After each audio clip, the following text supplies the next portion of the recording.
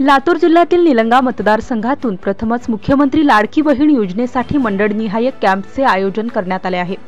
तहसील कार्यालयात फॉर्म भरण्यासाठी होत असलेल्या गर्दीच्या त्रासातून महिलांना मुक्ती व विनामूल्य माझी लाडकी बहीण हा प्रस्ताव भरण्यात यावा म्हणून माजी मंत्री संभाजीराव पाटील निलंगेकर व भाजपचे प्रदेश सचिव अरविंद पाटील निलंगेकर यांच्या प्रयत्नातून तालुक्यातील तहसील कार्यालय निलंगा, निटूर, हलगरा, अंबुलगा बुद्रुक आदी ठिकाणी आज सकाळी 10 वाजल्यापासूनच मंडळनिहाय या योजनेतील अतिशय सुलभ पद्धतीने फॉर्म भरून घेण्यात आले आहेत।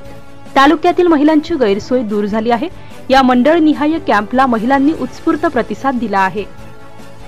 शासनाच्या वतीने मुख्यमंत्री लाडली बहीण योजना त्याची सुरुवात झालेली आहे। प्रचंड उत्साह महिला भगिनीमध्ये दिसून येत आहे। निलंगा विधानसभा हे असं मतदारसंघ आहे लातूर जिल्ह्यामध्ये ज्या ठिकाणी पहिल्यांदाच इथं कॅम्प भरवला गेला आहे आणि कॅम्प भरून मंडळनिहाय कॅम्प भरवला गेला आहे आणि तिथं महिलांना त्रास होऊ नये या उद्देशानं जाग्यावरच सर्व कागदपत्र एकाच छताखाली मिळत आहेत। या कॅम्पला भेट देण्यासाठी युवा नेते अरविंद पाटील निलंगेकर आलेले आहेत। आपण त्यांना विचारूया की कॅम्पचा उद्देश काय आणि कशा पद्धतीनं मुख्यमंत्र्यांनी योजना महिलांच्या स्वावलंबनासाठी।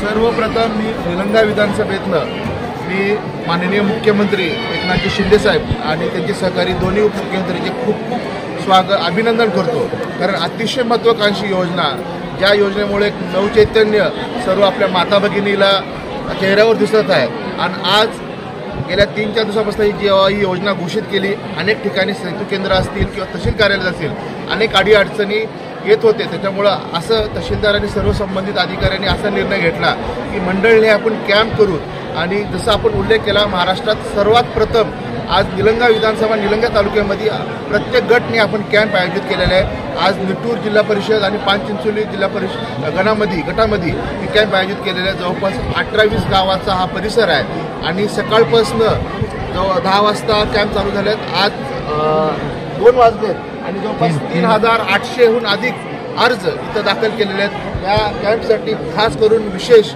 माझ्या आशा सेविका भगिनी असतील, अंगणवाडी सेविका असतील, मदतनीस असतील, सुपरवायझर असतील, मंडळ अधिकारी, ग्रामसेवक अतिशय चांगल्या पद्धतीनं खूप सहाय्य केलेले आहेत। तलाठी असतील, गावात दौंडी दिलेल्या आहेत आणि कुठल्याही लोकांना गैरसोय होऊ नये म्हणून त्यांनी प्रत्येक माता भगिनीचं आणि जे संबंधित जर कोण माता भगिनी आली असेल तर घरचे पुरुष मंडळी असतील तर त्याचं फॉर्म भरून घेण्यात इथं व्यवस्था केलेली आहे। म्हणजे महाराष्ट्राची संस्कृती अशी आहे, कुठलाही सण असेल, भाऊबीज असेल, बहिणीला ओवाळणी दिली जाते। पुढच्या महिन्यात रक्षाबंधन आहे आणि त्याच्या अगोदरच आपल्या सरकारने जे आहे बहिणीसाठी गिफ्ट दिले असतात। 19 तारखेला रक्षाबंधन आहे आणि ह्या योजनेचं 1 ऑगस्टला महाराष्ट्रातल्या सर्व भगिनींना मुख्यमंत्री सरकारकडून ओवाळणी दिलेली आहे। त्याच्यामुळं यावेळेसची रक्षाबंधन अतिशय गोड करणारी सर्व माता भगिनीसाठी राहणार आहे। आज या कॅम्पच्या ठिकाणी बऱ्याच माता भगिनीचा उपस्थित झालेल्या आहेत, परंतु ज्या माता भगिनी याच्यापासून वंचित आहेत त्यांच्यासाठी कशा पद्धतीचं नियोजन गावोगावी करण्यात येणार। ज्या माता भगिनी आमचे वयोवृद्ध असतील त्यांना चलायला किंवा या कॅम्पपर्यंत पोचण्यासाठी अडचण आहे तर आमच्या आशा सेविका, अंगणवाडी सेविकांचं आमचे सर्व भगिनी आहेत ते त्यांच्या घरपोच जाऊन त्यांचा फॉर्म भरून घेणार आहेत ना? नक्की आहे।